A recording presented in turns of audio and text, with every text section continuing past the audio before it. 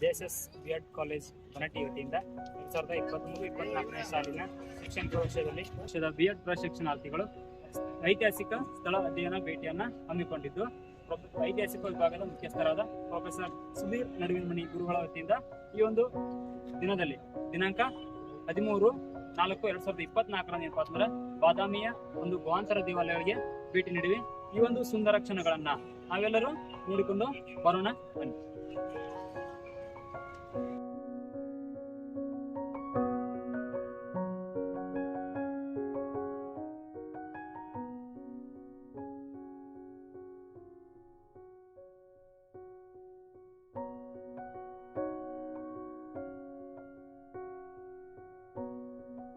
ಚಾಲುಕ್ಯರ 6 ಮತ್ತು 7ನೇ ಶತಮಾನದಲ್ಲಿರ್ತಕ್ಕಂಥ ಈ ಒಂದು ಕೆತ್ತನೆಗಳು ಸಾಕಷ್ಟು ಅರ್ಥಪೂರ್ಣವಾದ ಮಾಹಿತಿಯನ್ನು ನಮಗೆ ಕೊಡ್ತದೆ ಅಂತ ಹೇಳ. ಈ ಸ್ಟೋನಿಗೆ ರೆಡ್ ಸ್ಯಾಂಡ್ ಸ್ಟೋನ್ ಅಂತ ಕರೀತಾರೆ. ರೆಡ್ ಸ್ಯಾಂಡ್ ಸ್ಟೋನ್ ಅಂತ ಕರೀತಾರೆ. ಇದು ಒಂದೇ ಕಲ್ಲಲ್ಲಿ ಕೆತ್ತನೆ ಮಾಡಿರ್ತಕ್ಕಂಥ ಒಂದು ವ್ಯವಸ್ಥೆಯನ್ನು ನಾವು ಬಾದಾಮಿ ಚಾಲುಕ್ಯರಲ್ಲಿ ಕಾಣ್ತೀವಿ. ಇದ್ರ ಹಿಂದೆ ಒಂದು ಕಥೆ ಇದೆ. ಭೃಂಗ ಋಷಿಮುನಿ ಶಿವನ ಆರಾಧ್ಯ ಭಕ್ತ. ಕೈಲಾಸಕ್ಕೆ ಹೋದಾಗ ಭೃಂಗ ಋಷಿ ಶಿವನನ್ನ ಏನ್ ಮಾಡ್ತಾನಂದ್ರೆ ಪ್ರದಕ್ಷಿಣೆ ಹಾಕಿ ಪೂಜೆ ಮಾಡ್ತಾನೆ. ಶಿವನನ್ನ ಪ್ರದಕ್ಷಿಣೆ ಹಾಕಿ ಪೂಜೆ ಮಾಡ್ತಾನೆ. ಆಗ ಪಕ್ಕದಲ್ಲಿರ್ತಕ್ಕಂಥ ಪಾರ್ವತಿಗೆ ಬೇಜಾನ್ ಕೋಪ ಬರ್ತದೆ. ಕೋಪ ಮಾಡ್ಕೊಂಡಾಗ ನಿಮ್ಮ ಭಕ್ತರು ನನ್ನ ಪ್ರದಕ್ಷಿಣೆಯನ್ನು ಹಾಕಲಿಲ್ಲ ಅಂತ ಹೇಳಿ ಬೇಜಾರು ಮಾಡ್ಕೊಳ್ತಾರೆ. ಆವಾಗ ಭೃಂಗ ಋಷಿಗಳಿಗೆ ಪಾರ್ವತಿ ಒಂದು ಶಾಪ ಕೊಡ್ತಾಳೆ. ಪಾರ್ವತಿ ಕೇಳ್ತಾಳೆ ಭೃಂಗ ಋಷಿಗೆ, ನನ್ನ ಯಾಕೆ ಪ್ರದಕ್ಷಿಣೆಯನ್ನು ಹಾಕಲಿಲ್ಲ ಅಂತ ಕೇಳಿದಾಗ ಅವ್ನು ಹೇಳ್ತಾನೆ, ನಾನು ಶಿವನ ಪರಮ ಭಕ್ತ ಮತ್ತು ಯಾವ ಹೆಣ್ಣು ದೇವತೆಯನ್ನು ನಾನು ಪೂಜಿಸುವುದಿಲ್ಲ, ನಾನು ಬ್ರಹ್ಮಚಾರಿಯಾಗಿದ್ದೇನೆ ಅಂತೇಳಿ. ಆವಾಗ ಕುಪಿತಳಾಗ್ತಾಳೆ ಪಾರ್ವತಿ ಕುಪಿತಳಾಗಿ ಅವನೊಂದು ಶಾಪ ಕೊಡ್ತಾಳೆ ಭೃಂಗ ಋಷಿಗೆ. ಏನಂತೇಳಿ, ತಾಯಿಯಿಂದ ಪಡೆದುಕೊಂಡಿರ್ತಕ್ಕಂಥ ಮಾಂಸಖಂಡ ರಕ್ತಗಳು ನಿನಗೇಕೆ ಅಂತ ಹೇಳಿ ಒಂದು ಶಾಪ ಕೊಟ್ಟು ಅವನನ್ನ ಅಸ್ಥಿ ಪಂಜರವಾಗಿ ಮಾಡ್ತಾಳೆ. ಇಲ್ಲೋಡ್ರಿ ಮೂಲೆಯಲ್ಲಿ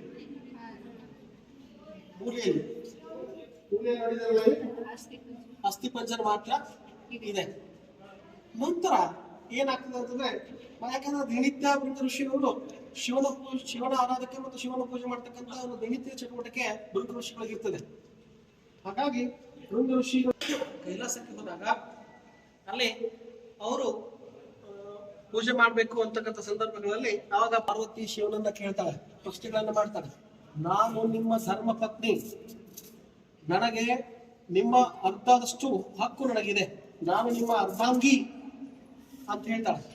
ಆವಾಗ ಶಿವ ಅವಳನ್ನು ಕೂಡ ಒಲಿಸ್ಲಿಕ್ಕೆ ಏನ್ ಮಾಡ್ತಾನೆ ಅಂತಂದ್ರೆ, ತನ್ನಲ್ಲಿರ್ತಕ್ಕಂಥ ಅರ್ಧ ದೇಹದ ಅರ್ಧನಾರೀಶ್ವರನ್ನ ನಾವಿಲ್ಲಿ ನೋಡ್ತೀವಿ. ಉದಾಹರಣೆಗೆ, you have to observe this statue. ಆಚೆ ಕಡೆ ತೋಳ್ಬಂದಿ ಇದೆ, ಬಳಿ ಇದೆ, ಕಾಲಲ್ಲಿ ಗೆಜ್ಜೆ ಇದೆ, ಹೌದಾ? ಈಚೆ ಕಡೆ ಶಿವನ ಕಿರೀಟ, ಚಂದ್ರ ಮುಕುಟ, ಮೇಲ್ಗಡೆ ಕಿರೀಟ ಇದೆಯಲ್ಲ, ತೋಳ್ಬಂದಿ ನಾಗ ಇದೆ, ಅವನ ಸಿಂಬಾಲಿಕ್ ಇರ್ತಕ್ಕಂಥ ಎಲ್ಲ ಡಮರುಗಳು ಇಲ್ಲಿ ಕಾಣ್ತಾನೆ. ಅವನ ವಾಹನ ಶಿವನ ವಾಹನ ನಂದಿಯಾಗಿದೆ ಅಂದಾಗ ಮತ್ತೆ ಏನಾಗ್ತದೆ ಅಂತ ಸಂದರ್ಭ, ಕೈಲಾಸಕ್ಕೆ ಹೋದಂತ ಭೃಂಗ ಋಷಿಯು ಮತ್ತೆ ಶಿವನನ್ನ ಪೂಜೆ ಮಾಡ್ಬೇಕಲ್ಲ. ಆಗ ಅವನು ನಿಂತು ತಪಸ್ಸನ್ನ ಮಾಡ್ಲಿಕ್ಕೆ ಪ್ರಾರಂಭ ಮಾಡ್ತಾನೆ. ಯಾರು? ಭೃಂಗ ಋಷಿ ತಪಸ್ಸನ್ನು ಮಾಡ್ತಕ್ಕಂಥ ಮಂಟಗಾಲಿನಲ್ಲಿ ತಪಸ್ಸನ್ನ ಮಾಡ್ತಾನೆ. ಆವಾಗ ಶಿವ ಅವನಿಗೆ ಒಂದು ವರವನ್ನು ಕೊಡ್ತಾನೆ.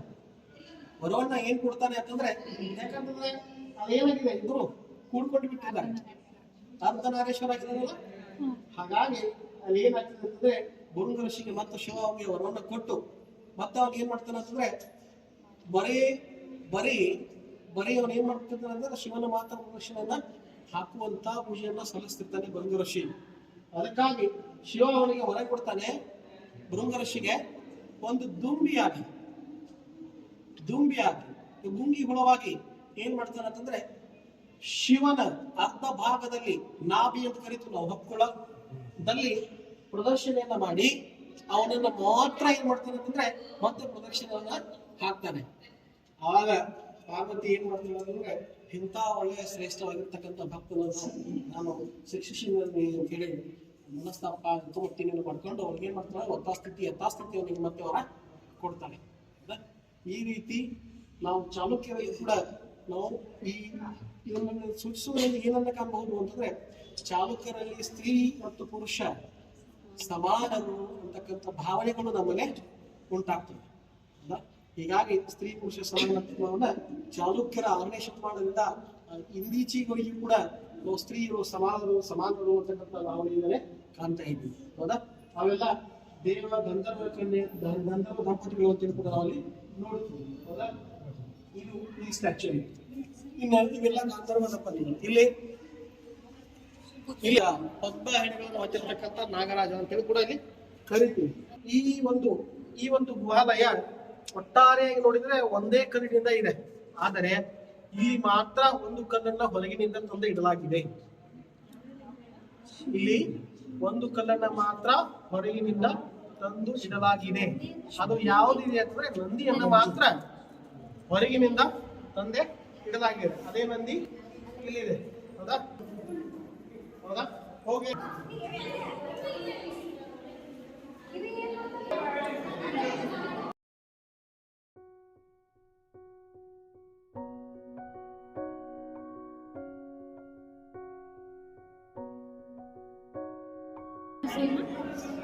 ಈ ಸ್ಟ್ಯಾಚ್ಯೂ ಅಲ್ಲಿ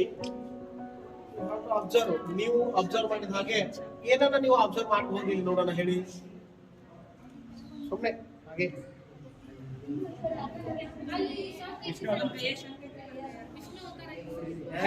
ವೆರಿ ಗುಡ್. ನಾನು ಹೇಳ್ತೀನಿ ಕೇಳಿ. ಈಗ ಈ ಸ್ಟ್ಯಾಚ್ಯೂ ಅಲ್ಲಿ ಏನ್ ತೋರಿಸಿದ್ರೆ, ಒಂದು ಕಡೆ ವಿಷ್ಣು ಇದ್ದಾನೆ, ಇನ್ನೊಂದು ಕಡೆ ಶಿವ ಇದ್ದಾನೆ. ಹರಿ ಮತ್ತು ಹರ. ಹರಿ ಎಂದರೆ ವಿಷ್ಣು, ಹರ ಎಂದರೆ ಶಿವ. ಇಲ್ಲಿ ಹರಿಹರರು ಸಮ್ಮಿಲನವಾಗಿರತಕ್ಕಂತ ಒಂದು ಸ್ಟ್ಯಾಚ್ಯೂ ಅನ್ನು ನಾವು ನೋಡಬಹುದು. ಮೊದಲು ಏನಾಗಿತ್ತು ಅಂತಂದ್ರೆ, ಕ್ರಿಸ್ತಶಕ 6ನೇ ಶತಮಾನದಲ್ಲಿ ಚಾಲುಕ್ಯರು ಶೈವ ಧರ್ಮವನ್ನು ಸ್ವೀಕಾರ ಮಾಡಿದ್ರು. ಇಲ್ಲ, ವೈಷ್ಣವ ಧರ್ಮವನ್ನು ಸ್ವೀಕಾರ ಮಾಡಿದ್ರು. ಆನಂತರ 7ನೇ ಶತಮಾನಕ್ಕೆ ಶೈವ ಧರ್ಮವನ್ನೇ ಸ್ವೀಕಾರ ಮಾಡ್ತಾರೆ. ನೋಡ್ರಿ, ಅವರವರ ಭಾವಕ್ಕೆ ತಕ್ಕಂತೆ ಏನ್ ಮಾಡ್ತಿದ್ರು ಅಂತಂದ್ರೆ ದೇವರನ್ನ ಪೂಜಿಸುವಂತ ಕಾಲ ಇತ್ತು. ಉದಾಹರಣೆಗೆ ವೈಷ್ಣವರು ಏನ್ ಮಾಡ್ತಿದ್ರು, ವಿಷ್ಣುವೇ ಶ್ರೇಷ್ಠ. ಹೌದಾ? ಇಲ್ಲಿ ನೋಡ್ರಿ, ಆ ಸ್ಟ್ಯಾಚ್ಯೂ ಅಬ್ಸರ್ವ್ ಮಾಡ್ರಿ. ವಿಷ್ಣುವಿನ ತೋಳು ಬಂದು ನೋಡ್ರಿ, ಅವನಿಗೆ ಇರ್ತಕ್ಕಂಥ ವಾಹನ ಗರುಡ ನೋಡ್ರಿ. ಇಲ್ಲೇ ಗರುಡ ಮನುಷ್ಯ ರೂಪದಲ್ಲಿದೆ. ಅವನ ಪತ್ನಿ ಲಕ್ಷ್ಮಿ ಇದ್ದಾಳೆ. ಹೌದಾ? ಈ ಅರ್ಧ ಭಾಗದಲ್ಲಿ ಶಿವನನ್ನು ನಾವು ಕಾಣ್ತೀವಿ. ಹೌದಾ? ತೋಳು ಬಂದಿಯಲ್ಲಿ ನಾಗ ಇದೆ, ಆನಂತರ ಡಮರುಗ ಇದೆ, ಆನಂತರ ಶಿವನ ವಾಹನ ನಂದಿ ಇದೆ, ಶಿವನ ಪತ್ನಿ ಪಾರ್ವತಿ ಇದ್ದಾಳೆ. ಹೌದಾ? ಈ ರೀತಿಯಾಗಿರ್ತಕ್ಕಂಥ ಚಟುವಟಿಕೆಗಳನ್ನ ನೋಡ್ತೀವಿ. ಯಾಕೆ ಈ ಭಾವನೆಗಳು ಚಾಲುಕ್ಯರಲ್ಲಿ ಬಂತು ಅಂತಂದ್ರೆ, ನಾನು ನಿಮ್ಗೆ ಮೊದಲೇ ಇರುವಂತೆ ವೈಷ್ಣವ ಧರ್ಮವನ್ನು ಸ್ವೀಕಾರ ಮಾಡಿರ್ತಕ್ಕಂಥ ಆರಂಭಿಕರಸರು 7ನೇ ಶತಮಾನದಲ್ಲಿ ಶೈವ ಧರ್ಮವನ್ನೇ ಸ್ವೀಕಾರ ಮಾಡ್ತಾರೆ. ಸ್ವೀಕಾರ ಮಾಡಿದ ನಂತರ ಏನಾಯ್ತು ಅಂತಂದ್ರೆ, ವಿಷ್ಣು ಹೆಚ್ಚು ಶಿವ ಹೆಚ್ಚು ಅಂತಕ್ಕಂಥ ಭಾವನೆಗಳು ಚಾಲುಕ್ಯರ ಕಾಲದಲ್ಲಿ ಉದ್ಭವ ಆಗತೊಡಗಿದ್ವು. ಆಗ ಏನ್ ಮಾಡಿದ್ರು ಅಂತಂದ್ರೆ, ನಿಮ್ಗೆ ಬಹಳಷ್ಟು ಕಡೆ ಹೇಳ್ತಾರೆ ನೋಡಿ, ನಾಮ ಹಲವು ದೇವನು ಒಬ್ಬನೇ ಅಂತಕ್ಕಂಥ ಚಟುವಟಿಕೆಯನ್ನು ನಾವಿಲ್ಲಿ ನೋಡ್ತೀವಿ. ಅಂದ್ರೆ ಚಾಲುಕ್ಯರಲ್ಲಿ ಕೂಡ ನಂಬಿಕೆ ದೇವರೊಬ್ಬನೇ ಇದ್ದಾನೆ, ನಾಮ ಮಾತ್ರ ಹಲವು ಬೇರೆ ಬೇರೆ ರೀತಿಯಾದ ನಾಮಗಳನ್ನು ಹೊಂದಿದ್ದಾರೆ ಅಂತಕ್ಕಂಥದ್ದು ನಾವಿಲ್ಲಿ ನೋಡ್ಬಹುದು. ಈ ಸ್ಟ್ಯಾಚ್ಯೂನಿಂದ ನಮಗೆ ಯಾವ ದೇವರು ಶ್ರೇಷ್ಠ ಅಲ್ಲ, ಯಾವ ದೇವರು ಕೀಳಲ್ಲ, ಇರೋನೊಬ್ಬನೇ ದೇವ, ಅವನೇ. ನಾವು ವಿಷ್ಣು ಅನ್ನಬಹುದು, ಶಿವಾನು ಅನ್ನಬಹುದು. ಅದಕ್ಕೆ ನಾವು ಬೇರೆ ಬೇರೆ ನಾಮಗಳನ್ನ ಕೊಟ್ಟಿದ್ದೇವೆ ಅಂತಕ್ಕಂಥದ್ದು ನಾವಿಲ್ಲಿ ಈ ಸ್ಟ್ಯಾಚ್ಯೂನಿಂದ ಕಟ್ಕೊಳ್ತೀವಿ ಅಂತೇಳಿ ಹೇಳಲಾಗ್ತದೆ. ಹೌದಾ? ಹೀಗಾಗಿ ಶಿವ ಮತ್ತು ಅರ್ಧಚಂದ್ರ ಬೇಗ ನೋಡಿ ನಾವು ಅಬ್ಸರ್ವ್ ಮಾಡ್ಬೋದು. ಅರ್ಧಚಂದ್ರ ಕೂಡ ಸೈಡ್ ಇದೆ ನೋಡಿ, ಕಿರೀಟ, ಅರ್ಧಚಂದ್ರ ಕಿರೀಟ, ಇಲ್ಲಿ ಕಿರೀಟ ಮುಕುಟ, ಇವೆಲ್ಲ ಕೂಡ ಈ ರೀತಿ ಅಲ್ಲಿಯೂ ಕೂಡ ಗಂಧರ್ವ ದಂಪತಿಗಳನ್ನು ಕೂಡ ನಾವು ಕೆತ್ತನೆಯಲ್ಲಿ ನೋಡ್ತೀವಿ. ಹೌದಾ? ಇದು ಮೊದಲನೆಯ ಗುಹಾಂತರದ ಒಂದು ಎಕ್ಸ್ಪ್ಲನೇಷನ್ ಈ ರೀತಿಯಾಗಿದೆ. ಇಲ್ಲಿ ಕೆತ್ತನೆ ಬಹಳಷ್ಟು ವಿಶಿಷ್ಟವಾಗಿ ಮತ್ತು ಅರ್ಥಪೂರ್ಣವಾಗಿರ್ತಕ್ಕಂಥ ಕೆತ್ತನೆಗಳನ್ನು ನಾವು ಇಲ್ಲಿ ನೋಡ್ತೀವಿ. ನಾವು ಯಾವಾಗಲೂ ಏನ್ ಮಾಡ್ಬೇಕು ಅಂತಂದ್ರೆ, ಇತಿಹಾಸದ ವಿದ್ಯಾರ್ಥಿಗಳು ಮತ್ತು ಉಪನ್ಯಾಸಕರು ಬರೀ ನೋಡ್ಬೇಕು ಹೊರತು ಅದನ್ನ ಮುಟ್ಬಾರ್ದು. ನಾವು ಮುಟ್ಟೋದ್ರಿಂದ ಏನಾಗ್ತದೆ, ನಿಮ್ಗೆ ಹಂಗೆ ಹೇಳಿದ್ರೆ ರೆಡ್ ಸ್ಯಾಂಡ್ ಸ್ಟೋನ್ ನಾವು ಮುಟ್ಟಿದಂತೆಲ್ಲ ಏನಾಗ್ತದೆ ಅಂತಂದ್ರೆ ಸವಿತೈತಿ. ಅದಕ್ಕಾಗಿ ಅವರು ಇರ್ತಕ್ಕಂಥ ಕಲೆಯನ್ನ ಆನಂದಿಸಿ ನೋಟವನ್ನ ಅವ್ರ ಕಾಲ್ಪನಿಕವಾಗಿರ್ತಕ್ಕಂಥ ವ್ಯವಸ್ಥೆಗಳು ನೋಡ್ರಿ ಯಾವ ಸಿಂಬಲ್ ಕಾಣ್ತದ ಇಲ್ಲಿ ಈಚೆ ಕಡೆ ಹೌದಾ? ಈಗ ಯಾವ ಸಿಂಬಲ್ ಕಾಣ್ತದೆ? ನಂದಿ. ಹೌದಲ್ಲ? ಈ ರೀತಿಯಾದ ಕಾಲ್ಪನಿಕವಾಗಿರ್ತಕ್ಕಂಥ ಕೆತ್ತನೆಯ ವ್ಯವಸ್ಥೆಗಳು ನಾವು ಬಾದಾಮಿ ಚಾಲುಕ್ಯರ ಕಾಲದಲ್ಲಿ ನೋಡ್ತೀವಿ. ಈಗ ನಂದಿ ಕಾಣ್ತದ ಮುಖ? ಹೌದಾ? ಕಾಣ್ತದೆ.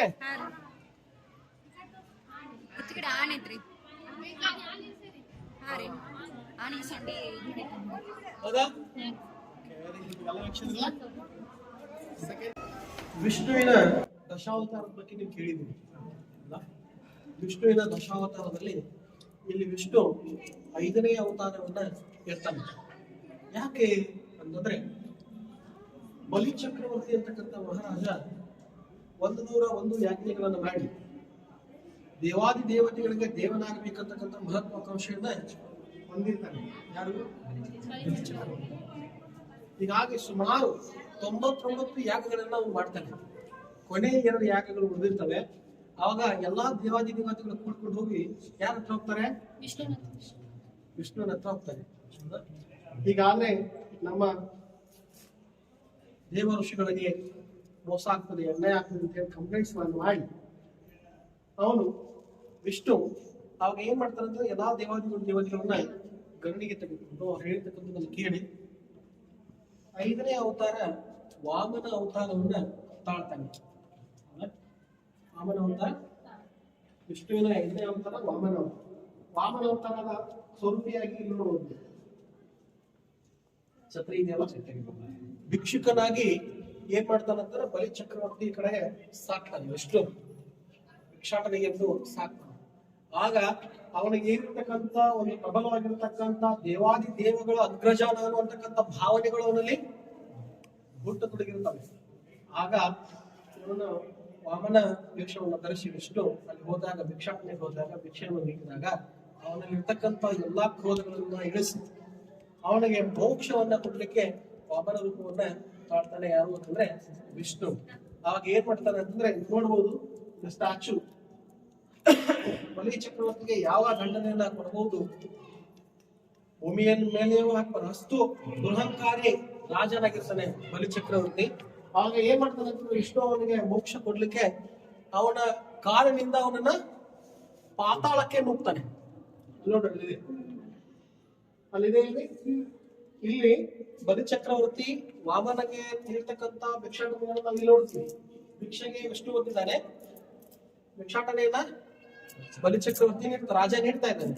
ಆದ್ರೆ ಅವನಿಗೆ ಮೋಕ್ಷ ಕೊಡ್ಲಿಕ್ಕೆ ವಿಷ್ಣು ತನ್ನ 5ನೇ ಅವತಾರ ವಾಮನ ರೂಪದಲ್ಲಿ ತಾಳಿ ಅವನಿಗೆ ಮೋಕ್ಷವನ್ನು ಹೇಗೆ ಕೊಡ್ತಾನೆ ಅಂತಂದ್ರೆ ಅವನ ಎಲ್ಲಿಯೂ ಮೇಲೂ ಬೇಡ ಕೆಳಗೂ ಬೇಡ ಪಾತಾಳಕ್ಕೆ ಹೋಗ್ಲಿ ಅಂತಕ್ಕಂಥ ಒಂದು ಅವನ ಕಾಲಿನಿಂದಾನೆ ಅವನ ತಲೆ ಮೇಲೆ ಕಾಲಿಟ್ಟು ಅವನನ್ನ ಕೆಳಗೆ ಹೋಗ್ತಾನೆ, ಪಾತಾಳಕ್ಕೆ ಓದ್ತಾನೆ. ಹೀಗೆ ಈ ರೀತಿಯಾದ ಒಂದು ವಿಷ್ಣುವಿನ ಸ್ಟ್ಯಾಚ್ಯೂ ಅನ್ನ ನಾವು ನೋಡ್ಬೋದು. ಅಂದ್ರೆ ಇಲ್ಲಿ ಚಾಲುಕ್ಯರಲ್ಲಿ ದುರಹಂಕಾರಿಗಳಿಗೆ ದುರ್ಜನರಿಗೆ ಅವಕಾಶ ಇದ್ದಿಲ್ಲ. ಎಲ್ಲರೂ ಸಮಾನ ಇರ್ತಕ್ಕಂಥ ಭಾವನೆಗಳು ಚಾಲುಕ್ಯರಲ್ಲಿ ಇತ್ತು.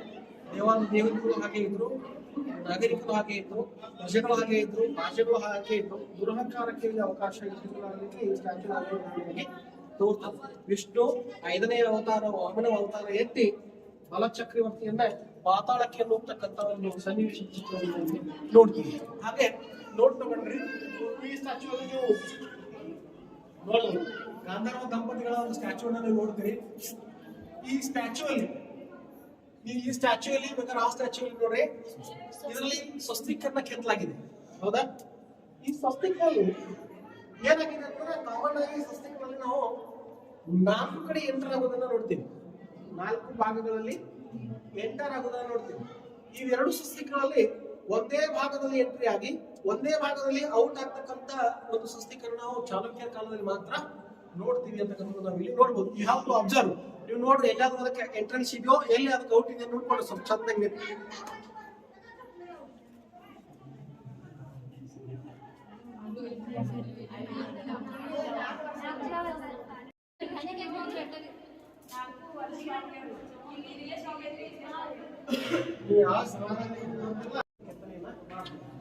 ಓಕೆ. ಇಲ್ಲಿ ಹೋಗ್ರಿ, ಇಲ್ಲಿ ವಿಷ್ಣುವಿನ ಆರಾಧನೆಯಾಗಿ ವಿಷ್ಣು ಇರಬೇಕಾಗಿತ್ತು. ಯಾವ ದೇವಸ್ಥಾನಗಳು ಅವರ ಲಕ್ಷ್ಮೀ ದೇವಿಯನ್ನ ನೋಡ್ತಾರೆ, ಆಶಿಸ್ತಾರೆ. ಎಲ್ಲ ನೋಡ್ರಿ ವಿಷ್ಣುವಿನ ಸರ್ಪರಾಜರುಗಳು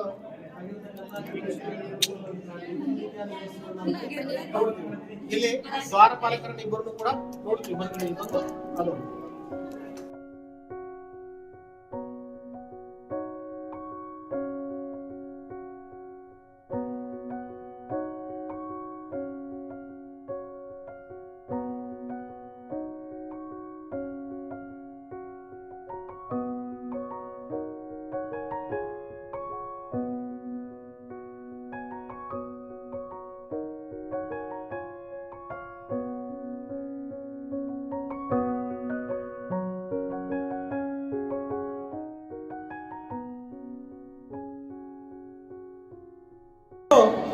ಯಾವಾಗಲೂ ನೀವು ಹಾವಿನ ಮೇಲೆ ಮಲಗಿರ್ತಕ್ಕಂಥ ಕೆತ್ತನೆಯನ್ನ ನೋಡಿದ್ವಿ.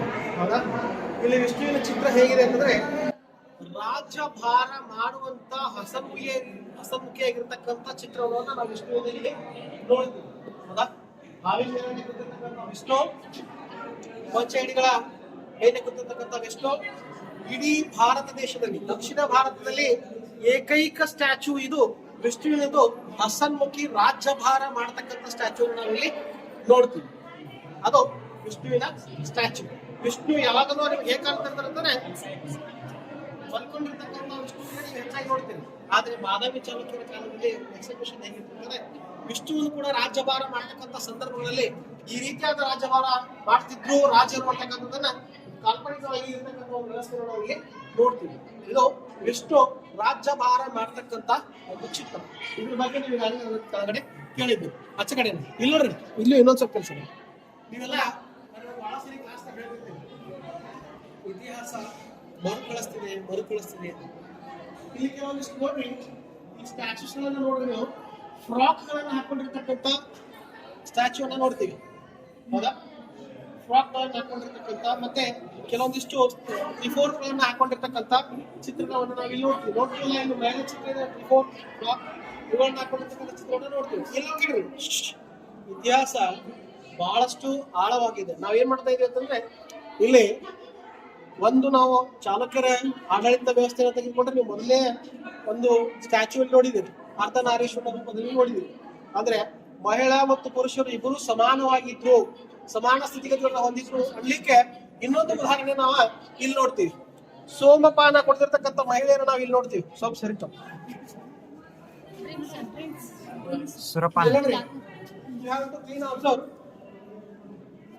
ಈ ಮಹಿಳೆ ಸೋಮಪಾನವನ್ನು ಕುಡಿದಿದ್ದಾಳೆ. ಸೋಮಪಾನವನ್ನು ಕುಡಿದು ಸೋಮಪಾನ ಹೆಚ್ಚಾದಾಗೆಲ್ಲ ಏನಾಗ್ತದೆ, ಮತ್ತು ಹೆಚ್ಚಾಗ್ತದೆ. ಮತ್ತೇನಾಗ್ತದೆ, ವಾಮಿಟಿಂಗ್ ಮಾಡ್ಕೊಳ್ತಾರೆ. ಹೌದಲ್ಲ? ಈ ಮಹಿಳೆ ಸೋಮಪಾನವನ್ನ ಸೇವನೆ ಮಾಡಿ ವಾಮಿಟಿಂಗ್ ಅನ್ನ ಮಾಡ್ಕೊಂಡಿರ್ತಕ್ಕಂಥದ್ದನ್ನ ನಾಯಿ ತಿಂತ ಇರ್ತಕ್ಕಂಥ ಚಿತ್ರ ಇಲ್ಲಿದೆ. ತೋರಿಸ್ತೀನಿ ನೋಡ್ರಿ ನಿಮ್ಗೆ. ಸೋಮಪಾನವನ್ನು ಕುಡಿದು ಈ ರೀತಿಯಾಗಿದ್ದಾಳೆ, ನಡಿಲಿಕ್ಕೆ ಬರ್ತಾ ಇಲ್ಲ, ಕಾಲೇವಾಗಿದೆ, ಒಂಕಾಗಿದೆ. ಅದ್ರ ಬಾಜುಕ್ಕೆ ವಾಮಿಟಿಂಗ್ ಮಾಡ್ಕೊಂಡಿರಲ್ಲ, ನಾಯಿ ಅದನ್ನ ತಿಂತ ಇದೆ ನೋಡ್ರಿ ಚಡೆ.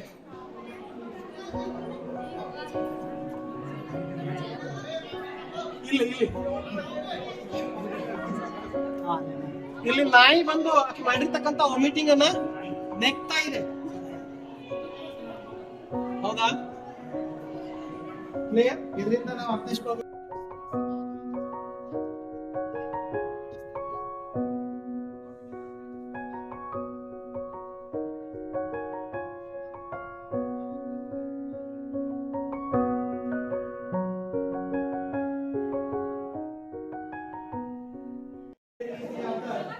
ವ್ಯವಸ್ಥೆಗಳನ್ನು ಕೂಡ ನಾವು ನೋಡ್ತೀವಿ.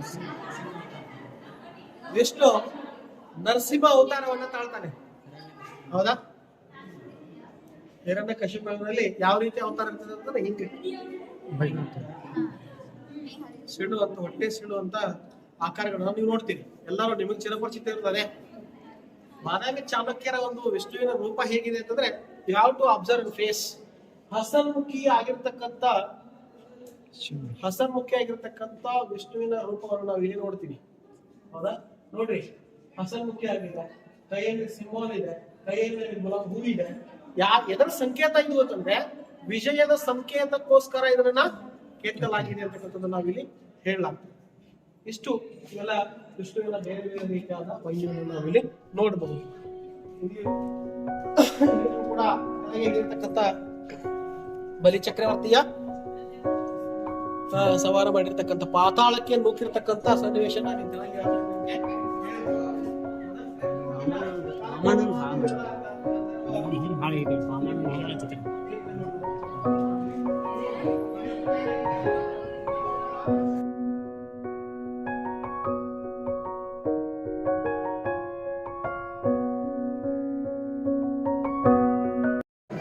ಜೈನರು ಸ್ವೀಕಾರ ಮಾಡಿದಾಗ 23ನೇ ತೀರ್ಥಂಕರು ಮತ್ತು 24ನೇ ತೀರ್ಥಂಕರನ್ನು ನಾವು ಇಲ್ಲಿ ಭಾವಚಿತ್ರವನ್ನು ನೋಡ್ತೀವಿ. 24ನೇ ತೀರ್ಥಂಕರು ಯಾರು?